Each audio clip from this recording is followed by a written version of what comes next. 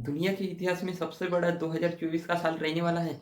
जी हाँ, क्योंकि इस साल में 27 देशों में ये इलेक्शन होने वाले हैं और 27 देशों को नए प्रधानमंत्री या रिपीट प्रधानमंत्री मिलने वाले हैं। दुनिया किस ओर जाएँगी, इसका निर्णय 2024 के इलेक्शनों में मिलेगा, क्योंकि जो 27 देश है, वो बड़े-बड़े कोई डिक्टेटरशिप की ओर बढ़ रहा है, तो कोई लोकतंत्र की ओर बढ़ रहा है। इसका 2024 में पता चल जाएगा। बात करें 2024 में इलेक्शन है उसकी, तो उसमें सबसे दुनिया की ध्यान रहेंगी तो वो अमेरिका पे, दूसरा इंडिया पे, तीसरे जैसे कि इटली में है इलेक्शन, अफ्रीका में, साउथ अफ्रीका में इलेक्शन है, उस पे लोगों की ध्यानें रहेंगी। और वही नहीं, जो लोकतंत्र है उसमें 40 करोड़ आबादी वाला यूरोपीय संघ के संसदीय चुनाव होने वाले हैं। दुनिया किस ओर जाएंगी, इसका बदलाव तो 2024 में दिखाई पड़ेगा। लेकिन दुनिया के रिलेशन कैसे होंगे, जैसे कि अमेरिका के रिलेशन देखें तो, जैसे कि अमेरिका की इंडिया के साथ पड़ती है तो चाइना के साथ नहीं, और चाइना के साथ पड़ती है तो किसी के साथ नहीं। ऐसे उन दुनिया में जो फॉरेन पॉलिसियाँ हैं वो कैसी चेंज होंगी, ये देखने को मिलेगा। दुनिया युद्ध में दिखाई पड़ती है तो कहीं रिसेशन, इकोनॉमिक रिसेशन में दिखाई पड़ती है। 2024 में जो इलेक्शन होंगे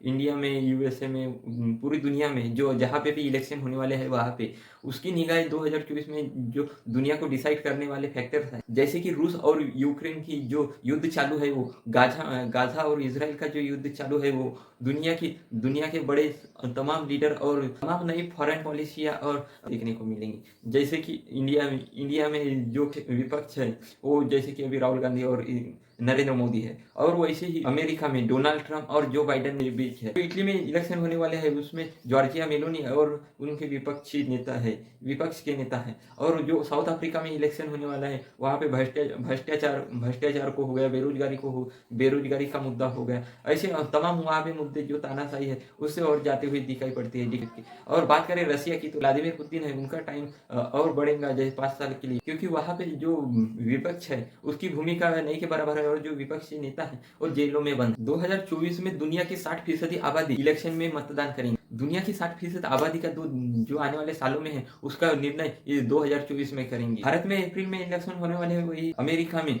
नवंबर महीने में इलेक्शन होने वाले हैं, वही जो अभी यूरोपीय संघ है उसमें अभी अप्रैल के आसपास ही आ जाएंगे। दुनिया की 60% आबादी का जो निर्णय है वो तो बताएंगा कि चुने हुए प्रतिनिधि आएंगे ही, लेकिन जो दुनिया में जो होने वाले परिवर्तन है, जैसे कि क्लाइमेट चेंज हो गए, इकोनॉमी हो गई, जो अपने अपने देश के हित के लिए, जैसे कि बहुत से ऐसे जो पॉलिसियाँ होंगी जिसपे गवर्नमेंट, दुनिया की बढ़ती समस्या है जैसे कि रोजगार हो गया, भूखमरी की समस्या है कई देशों में, यूरोपीय देशों में तो चलो ठीक है, लेकिन जो गरीब देश है उसमें बेरोजगारी की समस्या है, भूखमरी की समस्या है, जलवायु परिवर्तन की, जैसे कि अभी जो दिखाई पड़ता है हमारे को हर साल क्लाइमेट चेंज में दिखाई पड़ता है। यूएनसीपी की रिपोर्ट बताती है कि दुनिया में क्या चल रहा है इन्वायरमेंट के हिसाब से, जलवायु परिवर्तन में होने वाले बदलाव को बताती है, मौसम विज्ञान बताता है।